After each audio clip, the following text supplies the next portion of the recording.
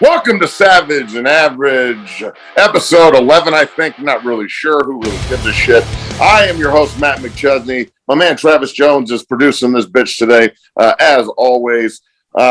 Remember, you can go anywhere on YouTube and type in 60 Football Academy or Savage and Average to pick up all the information we're doing on YouTube and watch the show, obviously. Also, follow up all the different handles at 60 Academy. On Twitter, Instagram, and TikTok. TikTok is blowing up right now, so make sure you follow all those avenues as well as Savage and Average, the new podcast page on Twitter. Everybody make sure you follow the Twitter pages at 60 Academy and Savage and Average, as the old ones got hacked and deleted, which is a real pain in my ass, but it is what it is. Like I said, we are rolling today. Week 3 of the National Football League is on and popping with Thursday night coming up.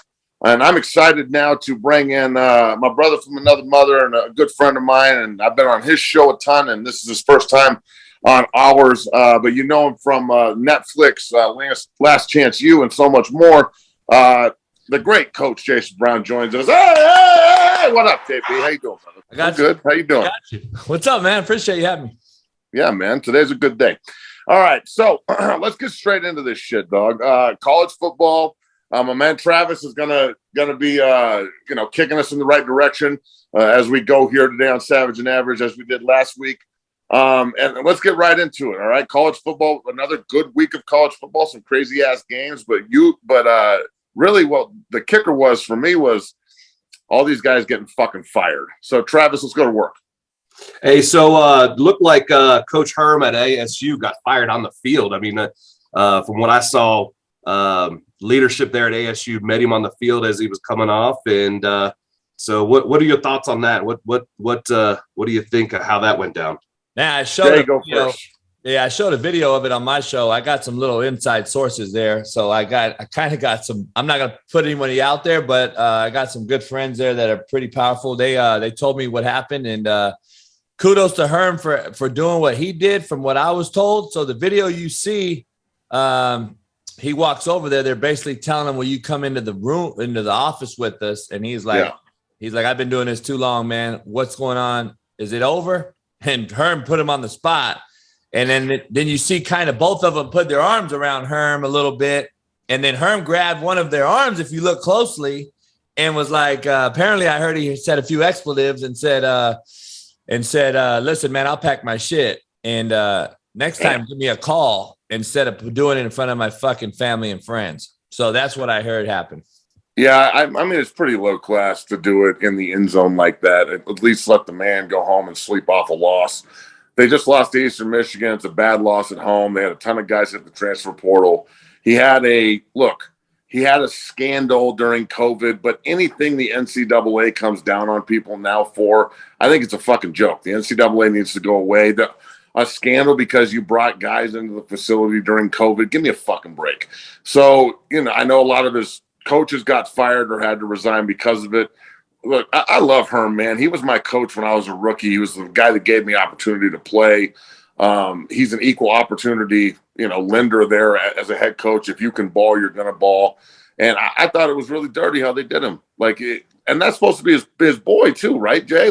Isn't the AD Parker and Herm like this? Well, I'm pretty sure they hired him because they're friends. It's very similar to the CU situation. Rick George hired Carl Durrell because they're boys. I mean, I don't really think that ever works out very well. See, the brother that was talking to him, that's his boy. You see the white dude that kind of doesn't engage with anybody, that's the boss. And that is okay, you can see they're kind of standoffish. If looking at it a few different times from different angles, I was just like, that's crazy right there. The white guy who's the boss is basically saying, listen, I'm the CEO to the president. We're going to get this thing done. You want to walk with us? Hold on. Why don't you fucking call me? And there's a lot more in-depth shit going on than just the COVID deal.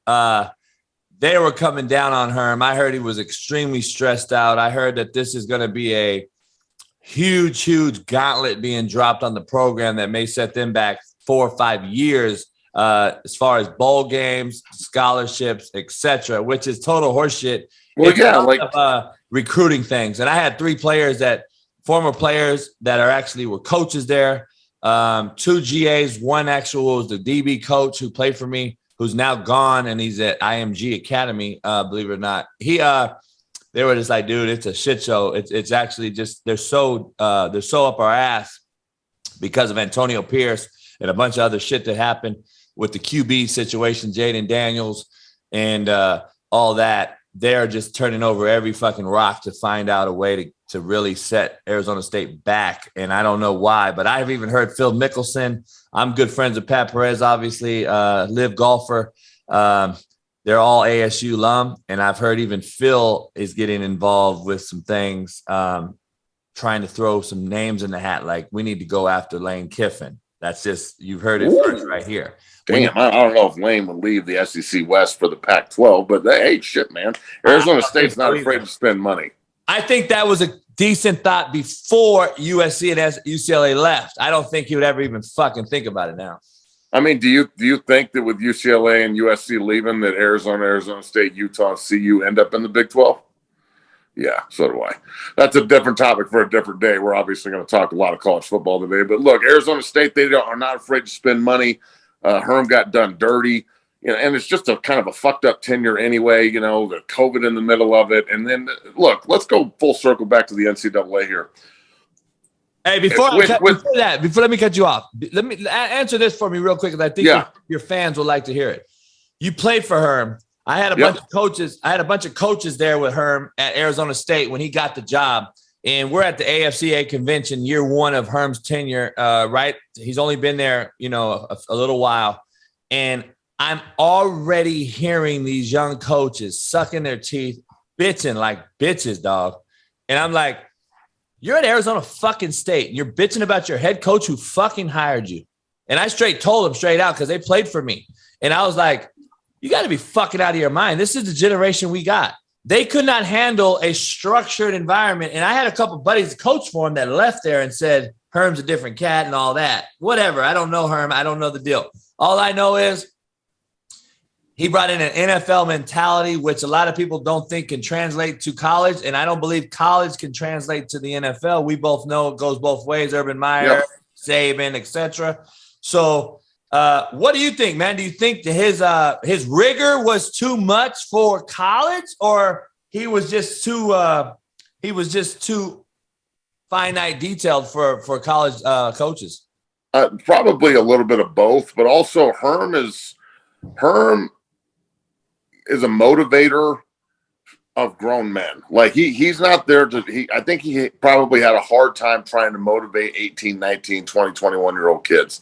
And as a grown man in the NFL, it was very easy for me to be motivated by Herm because all I needed was opportunity. Like, I know I'm there.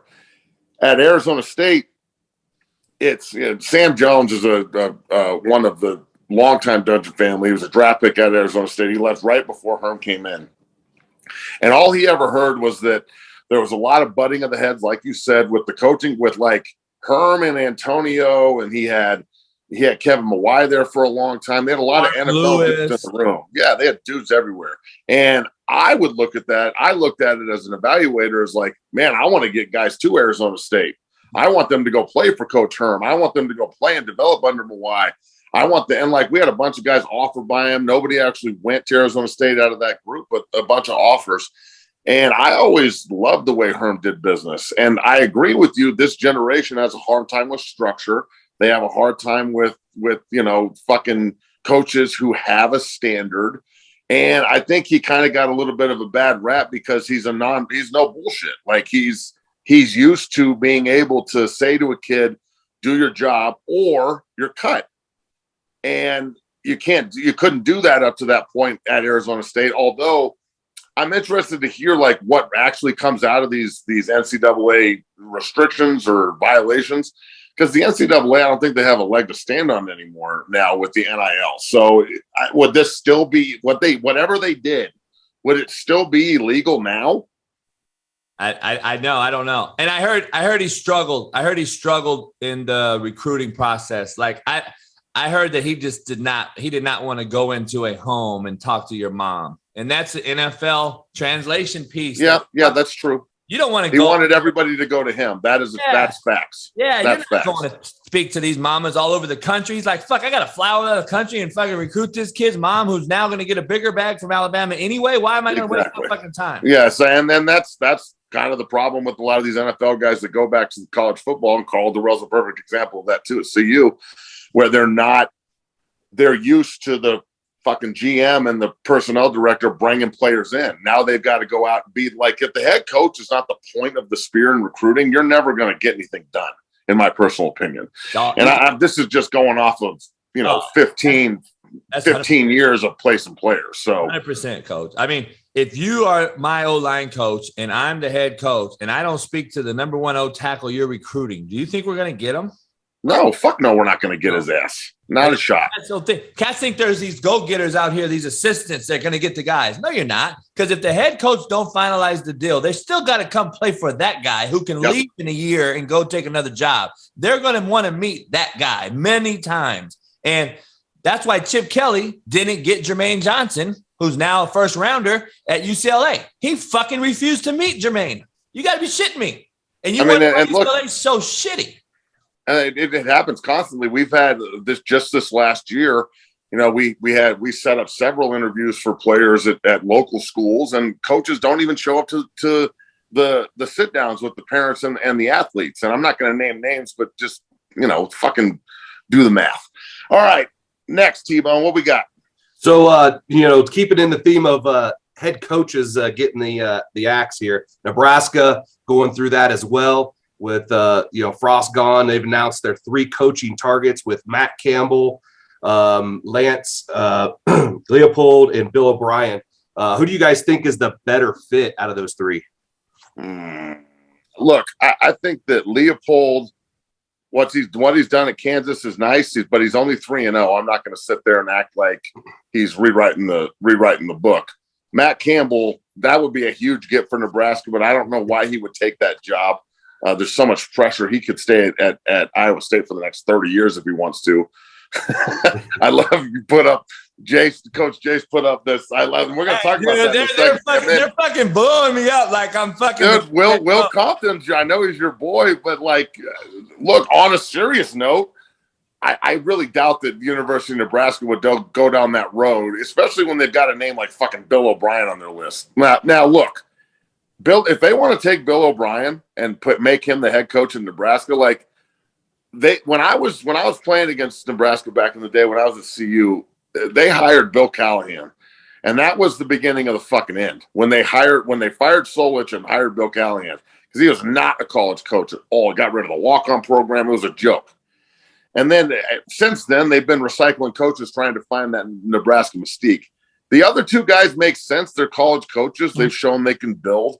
But I don't know the answer to this question, man. I'm sure that there's Nebraska people that want, Josephs to stay, and there's Nebraska. And I know that Will wants to hire Coach Jace. And look, that might be a good idea considering they've got such a developmental problem and they can't fucking recruit. So I don't know the answer to this question, man. Out of those 3, I'd say Matt Campbell's probably the best fit of the 3. Here's the thing. I got it. Bill O'Brien is a Band-Aid on a bullet wound. Yeah. And you're taking a guy who needs to be a head coach for his reputation and resume, not for Nebraska's culture and rebuild. He needs to be there. He doesn't want to be there. He'll leave too, bro. It. He's leaving. Just like Urban Meyer and all these big names. They don't want to be there. They need to be there to go back to the Ohio States of the world. So they're going to make another fucking dumb hire. Now, they're going to make some fucking splash hire, a commercialized guy who doesn't want to be there. He's going to be there in a year and gone, and Nebraska's back to shit again. And the hire to me is Lance Leopold. I know him very well. He is a structured guy who doesn't abuse the portal, but he uses it accordingly. And he is a guy that has built a culture in a year. I told everybody KU is going to go win 7. Everyone thought I was crazy. They're 3-0. They're going to be 5-0 before it's all said and done. They have a $300 million football facility going into KU, which is number one right now across the landscape of college football. I'm sure people will beat that eventually because they're just throwing money in there because I think they want to do it right. And I think Lance would be a fool, actually. I hate to call him a fool. He's a great mentor and coach to leave that right now. I don't think Nebraska's a better job than KU is right now. Oh, my God. No, the University of Nebraska is not a better job than Kansas. Because listen, Matt, think about this conversation.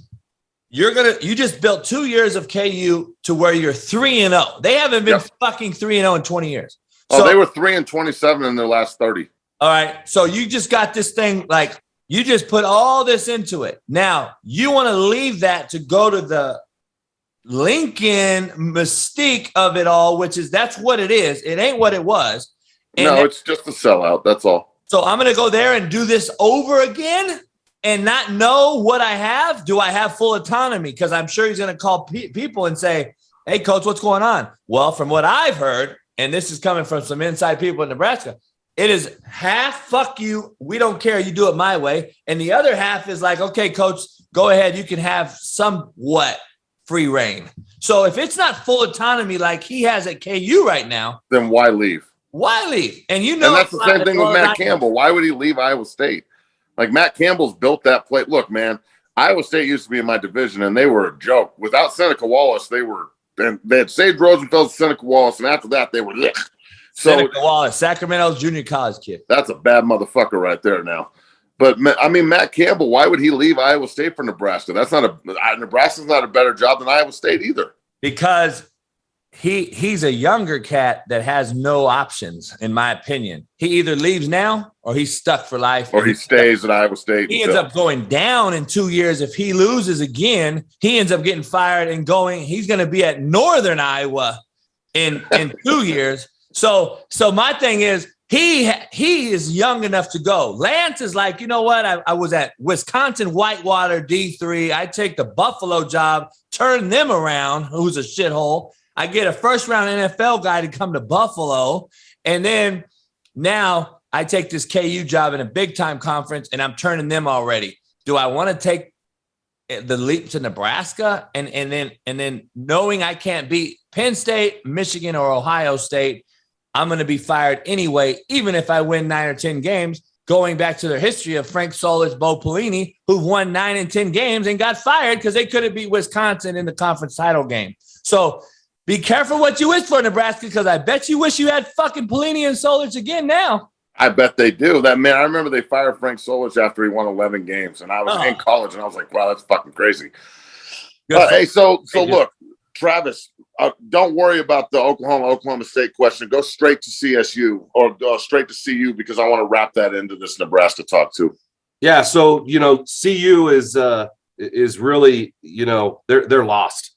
It's the worst Power 5 program in the country. Period. Yeah, I mean they take a big L from Minnesota this past weekend, 49-7, where they just totally got dominated. Rick George comes out, basically says sorry. Did you see that letter? And sends out the letter, and it's got to be just because right now before January the buyout is 11 mil, drops to 7 mil after January. But I mean, what is going on that letter? Yeah, see if you can find that letter because I don't know if Jason's seen it, and just if we can read it when you find it. But hey, so look, and I bring this up for this simple reason. Okay, obviously my program and my alma mater has fallen to the depths, and it's bad.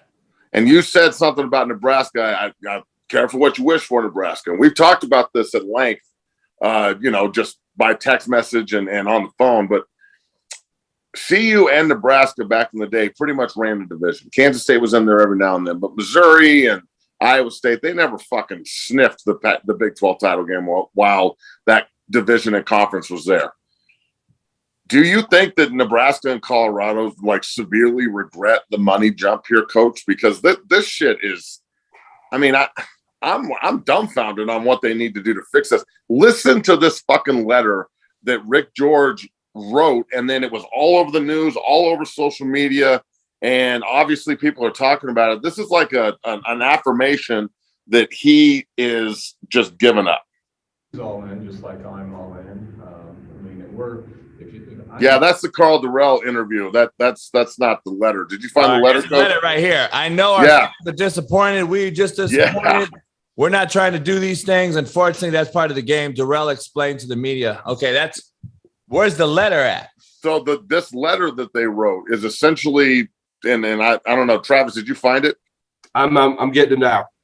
Yeah, so Travis will find the letter, but essentially, Rick George fucking wrote a letter to the whole entire fan base and all the alum, yada, yada, yada, apologizing, saying that, look, we're sorry, and we know this is not up to the standard, and we're just as disappointed as you are, and we're doing everything humanly possible to fix it, and please show up to the conference opener and fill Folsom so we can go beat UCLA, who's 3-0, and Colorado has been outscored the most point differential since 1890 when they started the fucking program. Okay. So I think that this letter that he wrote is here it is right here. There it is. Yes. Read that shit, dog. Read it. And tell me that if your fucking head doesn't explode. There he goes. All right. But look, the letter essentially is him apologizing to the entire Buffalo country. And I think it's an affirmation of this guy totally being in over his head and Carl Durrell being in over his head. And look, we're the same age, Coach. You've seen Colorado at its heights. Do you think that Nebraska and CU will ever recover from the conference realignment and now being at the depths of both the Big Ten and the Pac-12? No, they hire the wrong folks, man. I think it's possible. Like I truly think if you hire the right person, it's possible, even in this wild, wild west landscape that we are currently going through with this NILs and their lack of, with Nebraska and Colorado not wanting to ante up. We know the real deal. That's why they lost Tucker. Why did they hire Durrell though? Is it because Tucker left, an African-American coach left? They wanted just to say, fuck it, let's hire him. Because Darian Hagan, I speak to all the time, good friend of mine. I'm wondering, like, why did you go after Durrell when it was a Band-Aid for a bullet wound? You get him out of the NFL. He was sitting around, actually, and he had mild success at UCLA. I'm very curious because Carl Durrell had his son, but he had no real tie with the organization, with the current landscape there. And none. I mean, he coached there in the 90s under Neuheisel, and then he's Rick George's friend. That's how he got the job. Yeah, that's how they get hired, dude. And it's like unbelievable that we're still doing this shit. Like, why are we hiring guys that don't have a fucking thumbnail or a heartbeat of what's going on the landscape at the college? Because we're hiring search committees, we're hiring all these different folks, or it's good old boys. It's like, oh, he's my friend, so I'm going to hire him. Listen to this. Listen to this. Rick George statement in his letter. Like all of you, I've been disappointed to watch our football team struggle this fall, most recently yesterday at Minnesota. That wasn't a struggle. That was a 49-7 absolute ass beating where they were totally outclassed. I know that our coaches and our student athletes are capable of so much more and that all of you deserve better results. I want you to know that I hear you. I recognize and understand your disappointment, frustration, and perhaps even anger. Perhaps even anger? Yeah, I'm pretty fucking mad that you could just say perhaps maybe I'm angry. We have not come close to meeting our expectations this season, and we own that. I know that Coach Durrell and our coaching and support staff and our student athletes are working hard to get us back on track, and we hope to enjoy a home victory over UCLA to open the Pac-12. Regardless of your feelings right now on Colorado football, I encourage you to continue to support our tremendous football student athletes who need your cheers of encouragement and support now more than ever. Now, bro, I know to the society we live in now, that's like, there's a lot of people that probably look at that in soft-ass Boulder and they're like, oh, they're trying so hard. Well, let's make sure everybody gets a nice gold ribbon after the game. And even if we all show up and we cheer, go see you, and they lose 55-14 to UCLA, it's okay because everyone's trying so gosh darn hard. And it, as an alum and a man who I gave my heart and soul to that place, I love that place. I feel fucking disrespected when you have this kind of letter and you put this out. Like, dog, if I'm the president and I know these guys don't give a fuck about the program, but it's fireable to me. Like, how is this a good idea to put that letter out? It makes us look like even more of a joke. And I'm not just specifically talking about the players. I'm not isolating anyone. I'm not attacking anybody in Boulder. Everybody trying not to get all pissed off at me for having an opinion you might not like. But when you put out this kind of shit, it makes us look even weaker and more incompetent than we already are.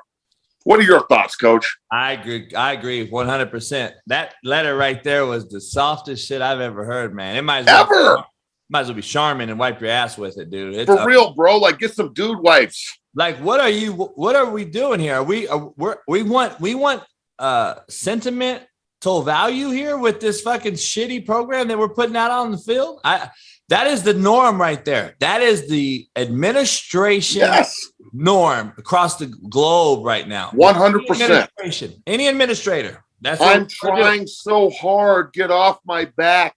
You want results? I didn't get hired for results. I'm here to make sure these guys graduate. What the fuck? By the way, these guys have PhDs and masters. They're supposed to be smart. Yeah, you're supposed to be fucking smarter than the normal cat doing a podcast. and that's what I don't understand. Yeah, I don't get it. Like, you're a PhD, you want to hire a search committee who knows nothing about Boulder. We're going to go in here and we're going to find out, oh, this guy knows everything about Boulder. He knows nothing. He knows nothing about the current roster. He knows nothing about the current kid. And you wonder why when we fire coaches and hire new ones, why we get 30 cats to enter the portal. Well, look, brother, and we've talked about this at length, and Travis knows this. Travis's son, Connor, was in my program, still is, was in it for years and is now at Michigan. Colorado didn't even fucking offer Connor. He didn't even offer him, and he's right down the street and in my program. So when you're talking about recruiting, like, it goes full circle. Is if you're this incompetent, like, for example, I got like 20 kids going up to Boulder Saturday to watch the game. And I hope they play well and all that shit. But UCLA is 3-0 and rolling. And they got a pretty good quarterback. And Chip Kelly's not going to come here and lose again. The last time they came to Folsom during COVID, they lost 45-42. I know that's in the back of his mind. It pisses him off. Last year, they mocked CU at the Rose Bowl. I'd imagine they're going to walk into Folsom and beat the shit out of us, judging by what I've seen the first 3 weeks of the season, which have just been a disaster, absolute disaster. And yes, the kids are playing hard. No one's saying they're not, but we have an extreme deficiency at quarterback, an extreme deficiency in the skill positions, and an extreme deficiency at the head coaching position. Because I think that the assistants can't even do their job knowing that Carl Durrell's a lame duck head coach that's going to be gone. And honestly, if they don't fire him, if they lose to UCLA the way I think they do, and they don't fire him after the game going into the bye week, this letter, nothing else you do, Rick George, can save your job either, dog. Like, as a Buff alum talking to Buff fans, why would we continue to support this? I've seen tweets that they're talking about boycotting the game. Like, Colorado fan base, student body are talking. They don't, like, people are talking about not going, like, and just completely boycotting the entire game. And I don't know if that's the right way to do it either. If you want to attract another good coach, you need to fill Folsom up and support. You cannot like the administration's decisions and Carl Durrell all you want, but I'm going on Saturday. I'm sending my recruits on Saturday because I want them to. I sent you a video on Cole LaCrue, a quarterback from Broomfield. And I'm eager to hear what you have to say about that kid because he's got a Central Michigan offer, and I think he can throw the ball through the wall, and Wisconsin likes him. CU should be knocking his fucking door down. Like, hey, this is the kind of kid we have to keep home. They don't even know about him. So there's a huge contingent of people in Boulder that are scared shitless of me and of people with opinions. And I've like tried to toe this line of I want to make sure that they, everything's copacetic, and I'm trying to help at the same time, and turned a blind eye to the fact that they've become the worst Power 5 program in college football, and that's not even debatable. Shit, man, who should CU go after for a head coach moving forward? What kind of guy should they try and hire in Boulder? These guys need to go after a fucking guy that's non-commercial. Nebraska, Colorado, all these schools need to go after somebody that's that's built up a small D3, D2, FCS. Bobby Petrino would be a fucking guy I would knock on the door for right now if I was Colorado. Like, okay, why not? Like, this motherfucker. Why not? I agree. Should have beat Arkansas at an FCS school the other day at Missouri State. And he went after strong JUCO last year, went undefeated, I believe, in his second year there after they were an absolute horrible FCS program. He's turned him into a national power in FCS. They almost beat Arkansas, which they should have, up 17 on Arkansas. That's why I think the college landscape is so fucking watered down. If Missouri State's up 17 on a Power 5 SEC school, we have a fucking problem, Houston. But nobody wants to listen to that. Nobody wants to listen to me on that. But anyway, why don't you throw your hat at the App State guy? Like, I haven't heard his name for any job because it's App State, but he keeps going in and beating fucking Michigan and A&M, and he can beat anybody, but his name don't even pop up. Like, I'm confused on why his name. Everybody wants quick fixes, brother, and you know this. There is no quick fix. This is how it's going to work in Boulder and in Lincoln, and this is the way it just worked at Kansas. You had bad hires, and you continue to lose big, and then you make a good hire, and you lose big for a while, and then you start losing small, and then all of a sudden something happens. Like, for example, last year, does everybody remember that Kansas played Oklahoma? They were up on them at the half, and then Caleb Williams went off. They lost by 6 to TCU. They lost by 6 to Baylor or something like that, and then they beat Texas in Austin. So it's not like, it's just like Coach said, he's picked them to win 7 games this year. There was writing on the wall that they were going to be better. And now this year, it's all paying off, and they're 3-0, and they're starting to win small. And then they went down to Houston last week, a team that's going to the Big 12, and beat them by 18 fucking points, 48-30. So now they've shown how to take a small school guy and build a program. If I'm in Boulder, I do not want to go after another ex-Buff. I know Ryan Walters, the defensive coordinator at Illinois, is a sexy pick in Colorado country, and I played with Ryan, and he's a great coach. But I want somebody that's shown that they can build a program as a head coach at a lower level and recruit and turn like a Missouri State, something like that. And that I really hope that Rick George dives deep into the plethora of college coaching, because you know this better than anybody, Coach.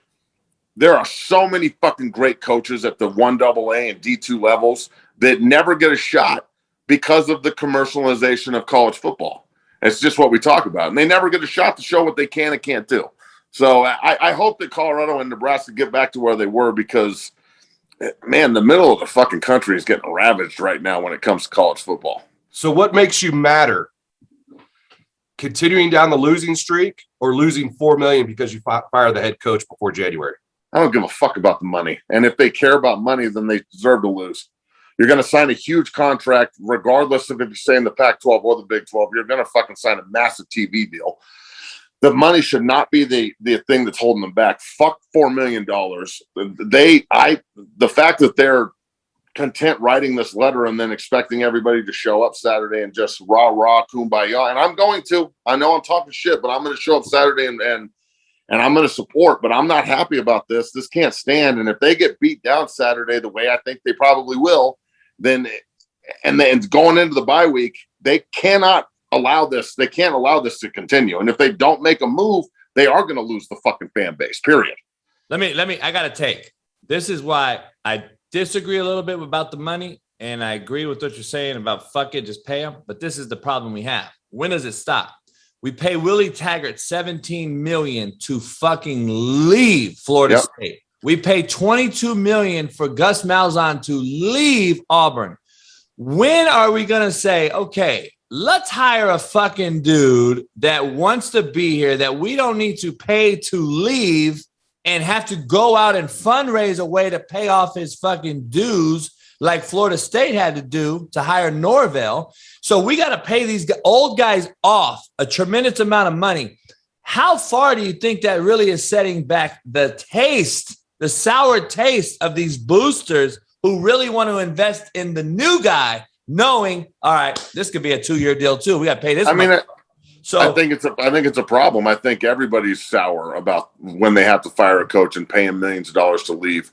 But at the same time, this is the business we're in, and So why don't my model work? Why don't my model work, Matt? Let's hire me. Let's hire Coach JB and Matt McChesney. We'll pay JB $500K for a year. And we got PhDs. We got to think outside the box, right? We're fucking president. Right. We got PhDs. We're hired for a reason, but I guess not. But anyway, we'll hire JB for $500K, but we'll give him a full salary pool of money just as our competitors have. So I can go hire Matt McChesney for $500K to be my O-line coach. I can go hire a DC and pay him $750. I can go hire a couple go-getting recruiting running back coach, quarterback guy, and a DB guy, pay him $300,000-$400,000. So everything I'm going to do is competitive within the structure of the conference. And then we need NIL money too. So we've got to find that as well. Because that's supposedly for boosters only, coach. So we don't want to piss the boosters off. So we're going to go. And look, Colorado, they have this NIL page on Twitter. And I followed them, and I'm just kind of watching. And they actually, and good for them, they fundraised more money than I did, I guess. But they got really excited about fundraising $5,000 whole dollars for the whole month. $5,000 whole dollars for a month. Let me tell you something. I mean, yeah, you just rolled your exactly, dog. They're like, hey, look how good we did. We raised $5,000 this month for the NIL fund. And I'm sitting here like, God damn, dude. I don't want to give away potatoes. I don't want to give away too much info on here, and I'll talk to you about it later off the record. I know one of your major boosters very, very fucking well, and we need to talk to that man because he needs to spend some money. He's loaded, and he's actually been on my show, bro. He's loaded, and I know for the right fit in there, I know for the right coach, he would fucking break bread. He ain't breaking bread because he don't fucking like what's happening there. Oh shit! It's not even $5,000. It's $4,155.50. So wait, 5,000 is your monthly goal? And they're all they want to do is raise $5,000. This is how small potatoes it is, dog. And look, it offends me. It offends me. That can't be right. That has to be something else. No, that's for real. That's real. I swear to God, it's real. Like it's so real that I need to talk about something else before I burn my fucking house down. Wait, $5,000. That's $48 per scholarship player per month. Hey, but listen, I told you we can go to Pasta J. Contrary to belief, people think all these kids are getting these huge bags. The average NIL deal is $300. Well, it's still we're still fucking $252 short. All right, fuck, man. The great Jason Brown joins us here on episode 11, Savage and Average. My man Travis Jones producing the shit out of this bitch as usual and asking some really good questions today. Good questions, Travis. All right, let's move on to the NFL and get away from college football and the amateurs. Let's talk about these pros. Right off the bat, T, where are we going? So let's talk about what happened down in New Orleans with Tampa Bay and New Orleans. Tampa Bay goes into New Orleans, beats New Orleans, and there's a little bit of crap talking, to Tom Brady and whatnot, and his boys came to his bat, but let's talk about that a little bit. Are we playing a fine line here with protecting Tom Brady, letting Tom Brady do things? Like, is he the royalty of the NFL, or yes, he's the royalty of the NFL, and they're lucky that Ryan Jensen wasn't there because he would have fucking DDT'd Lattimore's head off the ground. I know that Coach Jason is going to say they're selfish, but if you step to my quarterback, I'm going to go fight you. And these two teams fucking hate each other. And yes, it's selfish to get suspended, but it also sets the tone, man. I mean, they hadn't beat New Orleans in the last 4 trips in the regular season. And I don't know. After that happened, you saw Jameis Winston implode and throw 3 picks and Tampa Bay take off. So I think that they're the kind of team that feeds off of this. I mean, look, one of their best leaders is a guy who didn't play in Ryan Jensen, who's been in my program for fucking 13 years and is a surly, mean, bad motherfucker. And, he's all about that. He's all about this life. He's about that shit. So he's not a telephone tough guy by any means. So, Coach, what do you think about Tampa Bay beating the shit out of New Orleans figuratively and literally? Okay, here's my deal. I think him getting kicked out is selfish for the reason that he got kicked out for. Now, I don't believe he should be suspended. This is football, a gladiator sport where we used to fight and punch people in the face mask, and we used to grab face masks, and we used to just be getting it was a 15-yard penalty. That's what it was. We used to be able to fight each other and defend each other on the football field, and it was nothing more than some fucking laundry thrown on the ground, right? Nowadays, knowing that it's not that game no more, it comes from Bowles to his team, in my opinion, which is a bad job communication. And this is what's happening now. We are in a targeting era. We are getting ejections. Can't hit the quarterback high or low. We can't fart on the quarterback in the wind and let us smell it, right? So you can't do anything. So if that is being addressed on a daily basis, because you know these fucking cats are fucking dumb. Yep. You got to always talk to them. Well, then you wouldn't have Mike Evans, who I know personally. I know a guy that Coach Beatty recruited him to A&M. I got a kid from A&M during the same era. I've met the kid a few times. Great kid. I think he's one of the best top 3 wideouts in the league. He's a fucking monster. And he's a good character kid. No issues off the field. He was doing football shit, defending his quarterback. Yeah. Now, what I do call out is Tom Brady having that. I love it because he didn't go. If you watch the video, Tom Brady didn't go to start it. He was walking by, and old boy talked some shit. And Lattimore's talking shit. Yeah. And Tom Brady said, "Fuck you, motherfucker." And that's what you want to see from your Q, in my opinion. Fuck yeah. That's the guy who I want to fight for. Fuck yeah. So I'm all in. I'm like, fuck yeah, let's go. Now, the push and the run out is just, to me, was excessive because it's like, dude, you know you can't hurt a motherfucker in gear. And I always tell my players, like, you're going to break your hand, risking breaking one of your hands, tearing the cartilage in your finger, grabbing a mask. You got an open hand. Yeah. Open hand the ear hole. Like, you want to hit a metal face mask? Like, you're not hurting the guy. Like, so like, why do it? It sure is fun, though. You know it's fucking fun. It is. It is. There's nothing better than a football brawl. But that's why I'm saying, why are we suspending the guy? Like, because the NFL's softer than baby shit, dog. Oh, dude. I don't know. I don't think he should be suspended. I call it out as being selfish because the rules should be accelerated in our meetings. Like, dog, you can't do it now. You're going to be fucking us. And guess what? We're down Godwin. We don't have Gronk. Yeah, no Gronk. Have, Antonio Brown's gone. Yeah, we don't have Julio Jones this week. We have no wideouts. We had to go out and hire Cole Beasley from Walmart to come into the pack, be on the practice squad. And now we got a little white guy that Tom Brady likes. Little white guys at receiver. He makes some Hall of Famers, right? So he'll come in and get Cole Beasley. Will have like fucking 21 catches this game, and everybody's gonna be like, "What the fuck?" And so we don't have no wideouts. That's why I think you fucking were selfish. That's the reason I say that. I don't believe Mike Evans is a selfish cat. I just think in this regard, you have to be smarter in knowing we have to play Green Bay this weekend.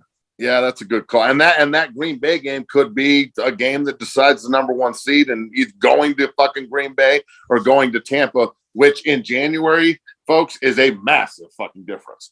I will say this again. Watching that video makes me yearn for Ryan Jensen being on the field, bro. If Jensen would have been out there, I bet you this. If Ryan Jensen would have been out there, I doubt this happens. Because Lattimore's not going to fucking – like, when Jensen's walking off the field, and that's one thing I would say to the O-line. Like, yo, the big dog's not there. So one of you guys needs to be in front of Tom right there, letting him talk shit, and just sitting there looking at Lattimore like, do you want me to fucking eat your food, Lattimore? Yeah, and instead of our best skill player coming in and getting involved, that's why we're here. Tom, you know what else? Fight when they come to Tampa when Jensen's back. But whose job is that? Whose job is usually is that? You know who it is? Gronk. That's true too, and he's gone as well. So Mike Evans has to know Gronk ain't here either, which is gonna stand right there. And now Gronk is gonna stand there and look at you like a weirdo psycho he is, and just laugh. And you're not fucking with Gronk, so. No. Gronk don't get kicked out, and you don't fuck with him, so there's no issue. But Evans comes out who has a personal vendetta versus Lattimore. They hate each other, dog. So they got beef anyway, though you're asking for a horrible thing. So I don't know. I can't wait to see the Tampa and New Orleans game down in Tampa at the end of the year. It's going to be a goddamn barn burner. All right, T, let's go. Comeback time. Yeah, let's talk about some comebacks. Jets over the Browns. Jets! Woo! That one right there was that I can't believe how that went down. You got Arizona over the Raiders, and then Miami over Baltimore. Big talk about Tua there. Getting a lot of hate still with that one. So what do you guys think about which one was the best comeback over the weekend? Which one do you like first, Jay? Well, I was driving from Oklahoma City to LA in a matter of it seemed like I broke land records. But I don't want to put my foot in my mouth. I'm on Jason Whitlock's show every Monday now, and I do this football breakdown on quarterbacks. And I was like, I'm not going to put my foot in my mouth talking about Tua if I haven't seen him play this year. I got to go back and watch some film, and everything I saw, it looked like a fucking cut-up made for him to make him look good. Everything I saw was like, fuck, he looks much better than he did last year. So maybe this weirdo fucking head coach he's getting him right. I don't know. But Tua still, though, if you break it down in a ocular level, which is the novice fan, they see touchdown because Tyreek Hill is faster than every human on earth, and he is blowing by your secondary. And the balls are so badly thrown, though, and they're not breaking that down. These guys, Tyreek Hill waited twice, like a punt, on 2 of the touchdowns. That's true. That's true. Blown coverage led to 6 touchdowns. Yeah, that's how bad he beat coverage. The other throw was a fucking jump ball that Tyreek caught and spun out and went 70. So that was not a good fucking throw on time. And then the Gesicki catch was nuts. That's 3 touchdowns right there. We can argue about 250 yards worth. So he threw 4 touchdowns in the fourth quarter. My biggest takeaway, Matt, is I watched the Vikings, Eagles. I watched the Ravens, implode against Miami. I watched the Titans against Buffalo. They got Rams versus Buffalo. I watched Denver. The secondary play, Matt, is the worst I've ever fucking seen. How are you getting beat over the top up 4 touchdowns against Miami when you have Tyreek Hill, who's the fastest, most biggest threat in NFL? Not just up either. They were up 28-7, bro. And they lost 42-59. How are you getting beat over the top in that scenario? In the NFL? It's lazy ass secondary players that don't know what GTFB means. GTFB, get the fuck back. Stop looking in the goddamn backfield. So look, the Arizona Raider comeback was fucking nuts. The Raiders were beating the shit out of them the entire first half.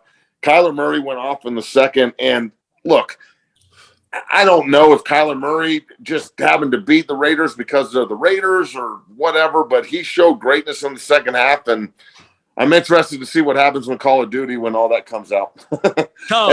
Coach, he did not that was not greatness. That was backyard fucking. The Raiders rushed Matt Crosby and the D tackle. They rushed 2 guys, and they wanted this motherfucker. That's how bad they know he is. And they wanted him to sit back there and fucking throw a pick. And anyway, he's so athletically gifted. He just jitterbugged around for fucking 30 seconds and score. I'm like, dude, he doesn't have any greatness inside that little tiny ass body. No, it is a joke. And it solidifies me more. When he came back and won, it solidified more that I'm like, this guy's fucking horrible. He is horrible. He is not what is going to be sustainable in the NFL. Matt, let me ask you this. Is Lamar Jackson going to be able to run for 200 yards in the NFL in 3 years? Oh, I doubt it. He'll take tons of shots at that point. His body will be cooked. He's going to lose his speed. He's going to lose his. He needs to learn. He's going to same thing that happened to Cam Newton. He's going to take a ton of hits, and eventually he's going to have to play from the pocket, and it's not going to work. That's what I'm trying to tell people. I'm not hating. I'm just telling the facts of the matter is that's why you see these guys get. If you get paid as a Kyler Murray, it's a shocker to me. I think they just set back their organization fucking 10 years. There's a reason Harbaugh hasn't paid fucking Jackson because they know this isn't sustainable in 3 or 4 years for giving him $290 million. Do you think that they'll let Lamar walk? Hey, Matt, if you watch the film, the corner walked Lamar Jackson, bro. He walked him. He caught him. Yeah, he caught him. And that's not something you see. And now we're wondering, like, okay, fuck, he's only 25 years old. 3 years in the league, he's already lost a step. So, like, what's it going to be like in 3 years? Do you think they let him walk? I have a feeling they do because I don't believe you can continue to run a program in the NFL and have all your quarterbacks the same. So all 3 quarterbacks, they got Huntley, they got McSorley, and they got him. Whoever comes in for him if he gets hurt, they run the same offense. Yep. That is unlike any other NFL organization ever. because you go from Justin Fields to Andy Dalton, you completely change. You got to change shit, yeah. And that's the NFL. Harbaugh is bought in. I am so happy to see that he has said, all right, we're going to go all in on this one thing, and we're going to go in and we're going to run the same fucking thing regardless of who's at Q. That's why they had RG3. That's why they had fucking McSorley. That's why they have Huntley. And I love it, but it's not sustainable in the NFL. You got missed wide open receivers to make. So unless he's what guarantees him back in Baltimore and a contract, AFC title game or Super Bowl, that's it. Yeah, and I'm gonna be honest. I said on Whitlock yesterday or Monday, kudos to him because I think he's a great kid. My buddy recruited him to Louisville. I think he's a high character kid. Well, he's a hell of a player. If Deshaun Watson got paid, it pisses me off to say that an MVP type of guy that's a great kid like Lamar Jackson don't get paid. That's what pisses me off. But that's the marketplace, right? The market's been set here. So that side of me is like, fuck, pay the guy. The other side is kudos to you for banking on yourself, betting on yourself. I'm going to go all in. I know I got to be the MVP, basically. I know I got to win games. And I don't have an agent. I'm betting on my fucking self. Kudos to him for doing it, but I think it's a big mistake. I think he needs an agent. I think I would have took the $200 million and said, fuck it, I'm here. But that's me. He knows what he's doing, and he's balling out right now. He had a great game. At least I saw him throw the fucking ball in the teeth of the defense for the first time in his career. He threw a slant route after the back, cleared the backer. I've never seen him do that. So people are like, coach. And I'm like, yeah, he threw a fucking slant that we throw in high school for the first time. And he's in fucking 4 years in the NFL. That's how bad he is. But you guys all think he's the freak of nature. I get it, but he's not a good quarterback. Well, he's definitely a freak, but he has a lot to work on as a quarterback. That's for damn sure. I will say this. If he hits the free agent market, somebody is going to fucking break him off. Yeah, big time to come play quarterback for him. And I don't know who that is, but there's a lot of people in the NFL that would love to have Lamar Jackson. All right, so moving on here to Detroit. What we got, T? Yeah, so Detroit beats Washington 31-25. And I'll tell you what, I watched the whole NFL Hard Knocks and everything like that. Dan Campbell's got something going on there. Is Detroit a playoff team? Is Dan Campbell going to bring Detroit into playoff world? They're the 7th seed in the AFC and the NFC. Yeah, they are. You said no? You got Detroit in the playoffs? 7th seed. The NFC is weak as fuck, bro. The NFC is terrible. They could be 9-8 and be the 7th seed. No way. I love what's going on there. Hey, I love what's going on there. I watched the Hard Knocks thing. I know a few of the coaches, obviously, former NFL guys. He hired the correct staff. And I think Matt believes that too. He hired the right staff. I love Danny Campbell, man. He's got him rolling. You cannot hire a better staff for a town like Detroit, for a culture like Detroit that you're trying to build. You couldn't have hired a better staff, in my opinion. Now, having said that, so what holds them back? They've scored over 30 in back-to-back weeks. They look good. Goff. And the defense is horrible. The defense is bad. I just broke down yesterday the whole. I gave that conference, I think, a C- grade. You got Green Bay at 1-1. You got Chicago at 1-1. You got Detroit at 1-1. Detroit's giving up 65 points. They're second behind Arizona, who's giving up 67 points. They've scored 59 points, so that's good. But Goff is not a guy that's going to continue to bring you back in crunch time. And if you watch the games, Matt, Philly had them handled, and they came back in the fourth quarter. You know, as I know, in the NFL, you give up ass late. You saw Baltimore do it. You saw the Raiders do it. And you have to have that focus. Again, that's why I don't believe Josh McDaniels is a head coach. He should never be a head coach. He should be castrated from being a head coach. So should all Belichick's assistants. Belichick has. Yeah, I agree. I agree with that. Belichick has yet to have an assistant win a fucking game. Like he's there. Bro, I played for nothing but Belichick assistants, and they all tried to be Bill. I played for Mangini. And it was like playing for a little mini Bill. He would get up there with his chew and roll his fucking the whistle on his finger and get up there and just act like a total prick. And it doesn't work unless you've got major rings, dog. Unless you can fill up a hand with Super Bowl rings, you can't just get up there and disrespect motherfuckers like that. It don't work like that. You want me to play hard for you? Watch out, guys. Yeah, it's a joke, dog. Romeo Crennel. I mean, you name a guy. And then I got these haters. Oh, Vrabel played for Vrabel coach. I said, no, he didn't coach, you fucking idiot. He played. I said, and then, by the way, has Vrabel won something I have not seen yet? Because I haven't seen him win fucking nothing. Oh, yeah, and they're AFC right now. 1 seed? Yay, he was the AFC 1 seed. He got fucking waxed in the playoff. So, like, I just don't get it. The assistants are horrible. McDaniels, this is the second go-around Good Old Boy Network. Who you know, who knows you. And he's absolutely horrible. They're 0-2. Well, the Raiders fucked up not bringing back Rick Bisciotti. He should have been the head coach of that football team this year, especially everything they did last year and getting to the playoffs with the whole Gruden scandal and everything. And they should also take Derek Carr and bury him with his head out of the sand looking at the Vegas Strip. And he's fucking horrible. And everyone – You hate him, bro. You fucking hate him. How bad he is. So do you think Lamar Jackson might be a good fit with the Raiders then, if we're talking about him leaving Baltimore potentially?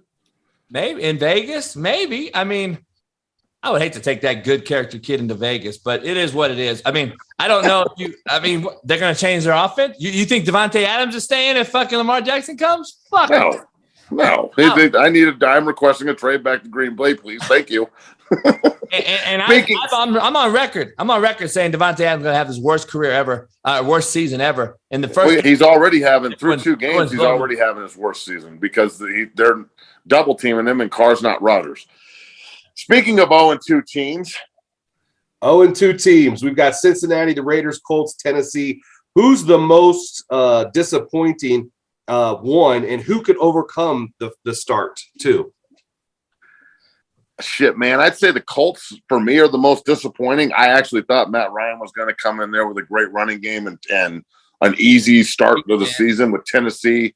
It's mainly just because they were playing Houston and Jacksonville. I thought for sure they start 2-0, but again, they lose their 8th straight in Jacksonville this last week and got shut the fuck out. They look terrible, fucking terrible. So they're my number one disappointing team in the Colts. How about you, Coach? I got the Colts number 1 too because I picked the Colts to play Denver in the fucking AFC title game. I got Matt Ryan as winning the comeback player of the fucking year, and I got Russell Wilson in the MVP hunt.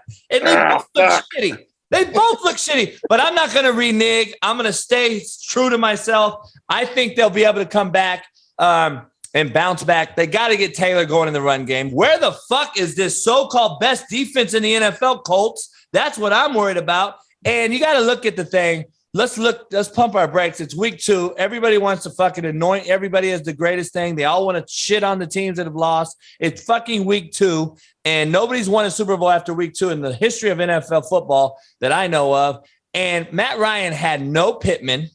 He had no fucking tight end. He had a limited running game, and they only gave him 9 carries. Is Taylor hurt or something? Because I have yet to see him get over 10 carries. Why has he not gotten over 10 carries this year? And I have no idea. And he's not getting carries, and they're also not throwing him the ball. It's like Frank Wright looked at Matt Ryan. He's like, shit, we're just going to start throwing it all over the yard, but we don't have our best receiver. So this team is built around running the football and playing defense. Matt Ryan came there because he doesn't want to be the fucking focal point of the offense anymore. He wants to hand the ball off and throw deep play action shots. Play action, coach. You got to get Matt Ryan play passing and boot waggle because he's not Tom Brady where he can sit in there and throw to 10 different all-star receivers. He has to fucking run play action, naked, just like Matthew Stafford does, just like a lot of these other guys. Goff has to do the similar thing. You got to get him on the edge. He's too stiff to sit in the pocket all day long and sit there like a fucking sitting duck. Well, what about Cincinnati then? Cincinnati's 0-2. Burrow looks terrible. They look like the Super Bowl hangover's real. They went out and spent all this money on the offensive line. He's still getting his shit pushed in every Sunday. Is it Joe Burrow holding the ball and trying to force it and be too big for his britches? Or was last year kind of like a fluke when they were 7-7 and they beat Denver in Denver 15-13 and they went on a run and went to the Super Bowl? Is that some lucky shit and we'll never see Joe Burrow again in the Super Bowl? I don't know. I said it this year. I said this is really his second year. Let's calm down. I said he's going to have a sophomore slump. I said it 2 months ago on my show. I think he's going to have a sophomore slump. Zach Smith came on and said he thinks he's going to ball, and I said I don't think so. I think he's going to struggle, and I think the Bengals are going to struggle. I actually picked the Bengals to go to Super Bowl last year back in May to play the Rams. I picked the Rams to win. It's on record, so I had the receipts for Matt to understand that. Receipts, bitch. I won a lot of money. But you know what? I said they're going to struggle this year. I think they're going to struggle. They have all the, you know how it is, dude. NFL figures people out. And that's why they got tape. And the problem is when you have a Lamar Jackson, Kyler Murray, guys like that, it takes a few years because they're so dynamic athletically. When they escape the pocket, the defense moves, wideouts find holes. You can throw over the top when you're loading the box in the run game versus a guy like Kyler Murray and Lamar Jackson, who they know you ain't going to beat you with his arm. So we got to load the box. And then guess what? He throws 70-yard bombs over the top. And that's what they're good at. They throw the ball deep because that's what they fucking practice in the offseason. And it's unbelievable. They don't practice throwing digs, hitches, slants. It's like, fuck, dude. But anyway, having said that, I think the Bengals are going to struggle this year. I think the AFC North, I've given them a D- grade. The Ravens are 1-1. That black and blue conference is bad. The Raiders, the Bengals, the Titans. I've said all those teams are going to struggle this year, and I think they are, except the Colts. I think the Colts are going to come back. I think they're going to be fine because of their teams built that way. I'm hoping they are. I'm going to stick to my guns. I just haven't seen it yet. And sometimes, as you know, you get a new cue, you get some new verbiage, you get some new ideologies. But the bottom line is Frank Reich better tie them fuckers down and get together and say, all right, what's going on? Player, an MVP, defensive MVP candidate. So they're missing some things. But I think Matt Ryan's a veteran who should have a Super Bowl ring, by the way. Their defense gave up 25 points. Or that game's he's a Super Bowl champ and he's now a 1%er. So let's not bash him all together. He was in Atlanta for his whole career, who really had 2 good years. So it's not like he's been fucking, in New England. So I think Matt Ryan will bounce back. I think the other 3 teams are shitty, though. I don't think you can toss the ball to Derrick Henry when he should be handed the football downhill. We keep tossing him the ball. He's losing into the boundary. What are we doing here? All right, so let's move forward here onto the Denver Broncos, and this will be our last segment here today on Savage and Average. Thank you so much to Rico's Burritos and the Colorado Center of Functional Medicine for all they do in supporting the show. Broncos win 16-9, back-to-back weeks of scoring 16 points. Hackett is dog. I'm trying to be nice. I'm just not nice. This dude's in over his fucking head. He doesn't know what he's doing. He has no semblance of like how to use a timeout. He doesn't know where he's at on the field. He's been watching football from a box for too long. He's not on field level anymore. He hired all of his buddies. Like, is this experiment going to fucking blow up before it even starts? Because they play San Francisco this week, and San Francisco's done with the Trey Lance experiment, bro. They got Garoppolo in now, and now they're actually going to play football. I think the Niners are going to beat the fuck out of the Broncos on Sunday Night Football, homie. Ooh, I'm hoping that Denver gets it going. I picked Denver. I got him. Fuck, I hope they get it going. Same time, Trey Lance did not scare me as a Ram fan. I'm like, now Jimmy G fucking scares me as a Ram fan because he's a 72% NFL winner, which is an all-time high. Him and Russell Wilson are the 2 winningest fucking quarterbacks through 10 seasons, by the way. People don't want to look at that. The Trey Lance thing was a joke. He's going to be out another year, so he really hasn't played football in 4 years, but we want to pay this motherfucker. It's unbelievable. So Jimmy G is this is what I was going to talk to you today about too, Matt. Perseverance, man. I'm so happy for Jimmy G off your it's huge. Because it shows the youngsters, man, if you fucking stick to something, you never know what's going to happen. And now this motherfucker is back in the saddle, and 77% of the transfer portal kids who leave, 6,600 kids in the portal, 77% of them leave because of competition. They lost the battle to start. Yep. And you know what happens? 77% of the time, the starter that they leave for gets hurt or doesn't play well. You're sitting in a portal, and you could be starting. But we have no perseverance. So no tough skin. So I like that Jimmy G stuck there and didn't demand a trade like all these other bitch-made cats are doing. And I love the fact that he did that. So I don't know. I hope Denver can figure it out. But Frisco is set in their ways. I think Shanahan's going to get it going too. So that's an interesting one. I don't know. I mean, what do you think about Hackett though now with the timeouts and the fucking the inability to run a fourth down play and like is this fireable already? Man, this is the thing I'm going to talk about on this. I mean, this is the national joke 2 weeks in a row, and now they're on national TV again Sunday night against a veteran coach in Kyle Shanahan, who is going to go out there and know that he can fuck with Hackett just mentally, let alone the teams are better. I'm going to say this. The shit you showed me, I almost spit up my coffee driving from Oklahoma City. He ran speed option trick play on 3rd and 1. To a tight end. He clearly wasn't the play caller in Green Bay, even though Aaron Rodgers defends him. I think Aaron Rodgers liked the guy. He might be a great guy, but the bottom line is, I'm sure they listen to music together and smoke dope. It's awesome. We know head coach. We know the head coach. LaFleur is the fucking OC. Yeah. So, and Aaron Rodgers probably, right? Yeah. So having said that, like this guy. Look, Aaron Rodgers made Mike McCarthy look good, guys. I mean, fuck. Yes. We don't make this. We didn't do. So this guy's coming over here because of what his title was. And now you have a guy that's clearly over his head, like Josh McDaniels, like all these other fucks that we want a title. And that's why I'm so surprised in this guy that's in Miami Dolphins. I'm surprised the Vikings guy who's never called a play in the world, but everyone thought he was the OC for the Rams. He got exposed the other day as a head coach. So that's the difference. Head coaching is a completely different thing than a titled OC. And the novice fans just don't grasp the fact that NFL coaches, head coaches like Andy Reid, Bruce Arians, title guys to get them jobs. That's so. Do you think Russell Wilson is better off with an established old school veteran coach like a Pete Carroll than a new innovator? Like because he wanted this. He wanted an innovator and he wanted the reins and he wants somebody that he can control. And look, after the game on Sunday, that I wasn't in the locker room, but I know a bunch of the media people that were here, and everybody watched Russell and Hackett have like a 20-minute conversation one-on-one at Russell's locker after the game in front of the whole team, essentially. Just the two of them, yeah. And it was Russell dictating to Hackett what he wants and talking to him like Hackett works for him and not the other way around. As the head coach, you better make sure your players work for you, dog. There better be some fear there. That's not your friend.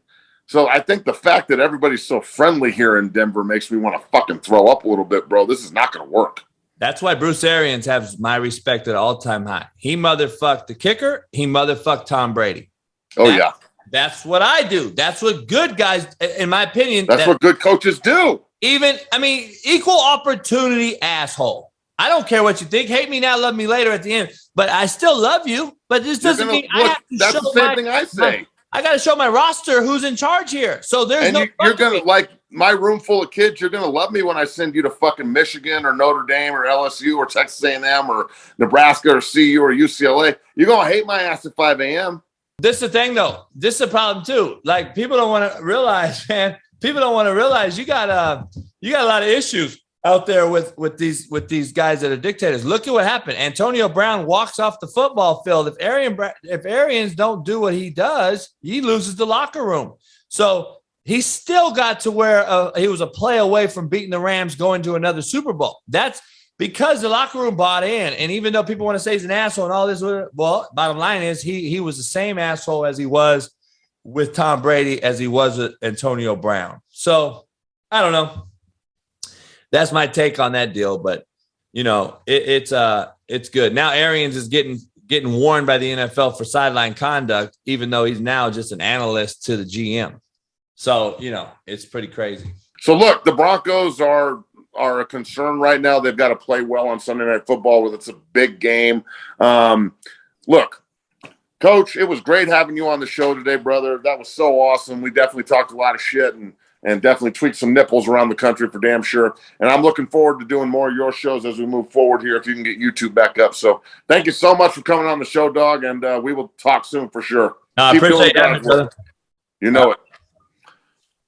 To Coach Jason Brown, thank you so much for joining us here on Savage and Average. To our sponsors, Colorado Center of Functional Medicine, and our friends at Rico's Burritos, thank you so much for all you do.